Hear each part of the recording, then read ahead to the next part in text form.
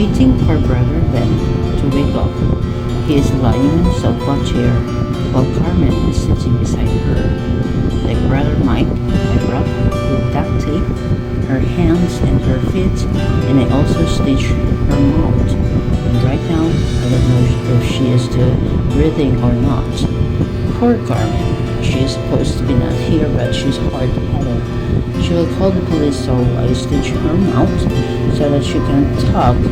I look at her. She looks so sick. There's a rumor that Carmen has a weak heart and is struggling to survive. She has a daughter and her husband died 2 years ago. I tried to wake her up, but she is not waking up. I checked her pulse on her neck, but I couldn't get any. I looked at her and realized that she is already pale, but I didn't kill her. I only stitched her mouth. I look at Brother Ven because I am so excited to let him know about the real me and the mission that he needs to participate in. I also make coffee for him so that once he's conscious again, he has a coffee to drink. I'm looking at him while he's still unconscious. I know that he will understand me and my echo hit him on his head because we really need to bring him home, but he doesn't want to do. While staring at him, there is a what if that comes from my head. What if he's my real father and Nana Silva is my real mother? I am smiling while thinking about because I know I would be happy. After an hour of waiting for him to regain consciousness, he finally awakes. Hi, I greeted him with a smile. He didn't greet me back. He just looked at me and looked at Carmen. His jaw dropped and he went to Carmen to look at her closer. What happened to her? Why is her mouth stitched? He asked while checking on Carmen. When he suddenly felt like he wanted to vomit. What's that smell? He asked and he covered his nose. It smells like there's a bunch of dead rats here, he said while clearing off the flies that were flying near him. My apologies. I haven't cleaned the house yet, I said. You want coffee? I asked him, giving him the coffee that I made even though it's a bit cold now. He still takes a sip while looking at me. He checks on Carmen again. He touches her pulse and he looks at me. What did you do to her? He asked and looked at Carmen. He almost wanted to cry. I can feel it from his voice and the way he talked to me. You killed her? He said, trying to stop himself from panicking. I didn't kill her. I only stitched her mouth, I said while looking at him. And what happened to her face? He asked again, looking at a big bruise on Carmen's face. I didn't answer because I don't want him to know. Oh, Carmen, he said while fixing her hair and wiping the dry blood from her mouth. I am sorry. Carmen's supposed to be not here, but she saw me kidnap you and she's going to tell the police that is why I kidnapped her with you.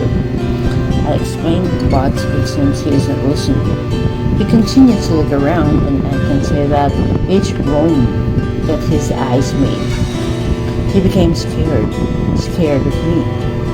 What's in there?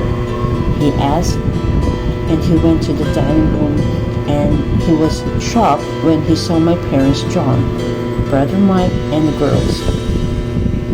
He touches his stomach and he looks so disgusted. He wants to vomit but he's holding it.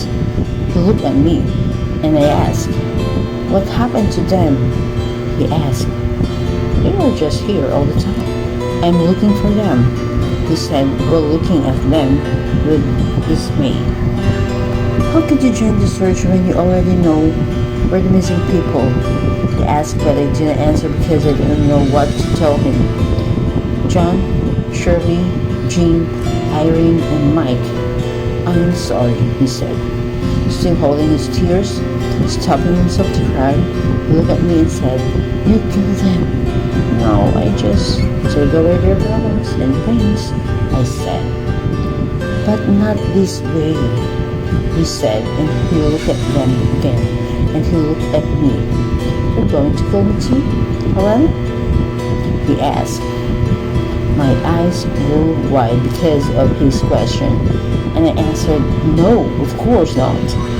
His fear of me came all when he heard my answer that I was not going to kill him. "Well then, I will tell this to the police," he said. "No," I shouted. Look at me, and his heart beat fast. I know that he's scared of me, even though he is trying not to be scared. I don't want him to tell the police and know that he is trying to run, but I locked the door so that he can't get out. I can feel his fear. Now, even though he's trying to control the situation, "You murdered them, Helena," he said. "You need help," he added, still looking at me because he couldn't believe what he was saying. The sweet and innocent girl is now a monster standing in front of him, a monster that he couldn't believe, a monster that he couldn't imagine. "Yes, I need help. I need your help," I said with a smile to him because finally he's getting what I'm trying to tell him. "Help me to take Belinda away from heaven," I told him, but he remained silent. "Please," I said, still convincing him, but he still remained silent. I guess he is trying to observe everything. "Stop it, Helena. You are not okay." He finally talked after a few seconds of thinking and observing what I told him. "You killed John, Irene, Shirley, Jean, and Mike." "No, I didn't." I looked at him, and I thought he already knew that I didn't kill them. Just take away their pain. John, Irene, Shirley, and Jean. I helped them with their pains, and Mike. I sat and slept and looked at Mike and took a deep breath and looked at Brother Ven again. "Mike," he said, "I know it hurts seeing his friend dead with his shorts down and blood on his shirt because Mike is his friend to the white man is still alive. I punished him for what he has done to me. He abused me when I was 6 years old at the back of the chapel in the playground. He molested me.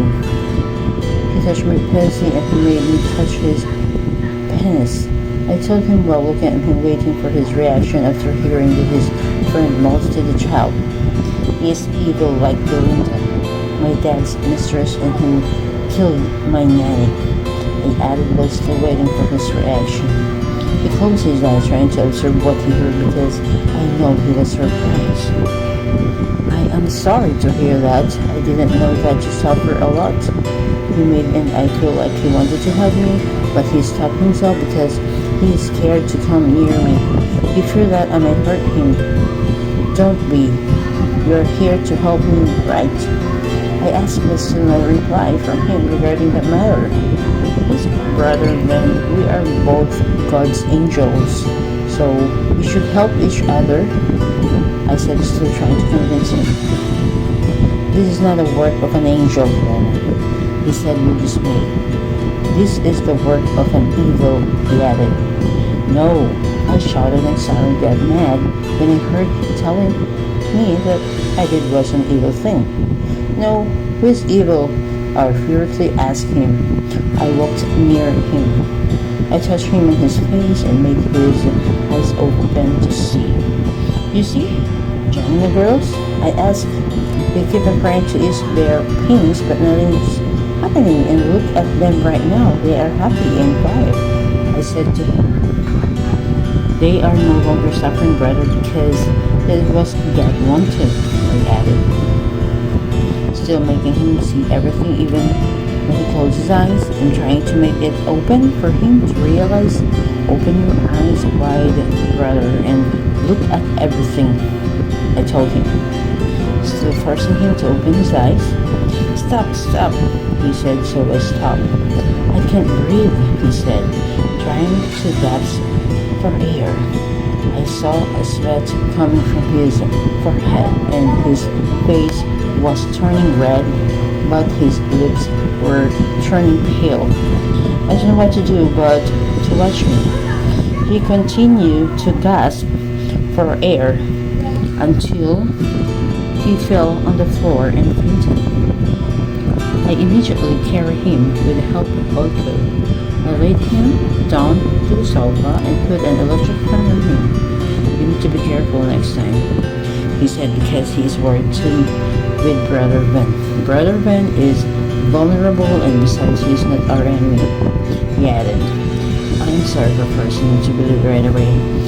I'm sorry if I lose all patience and I force him. I'm sorry and I will not do it again.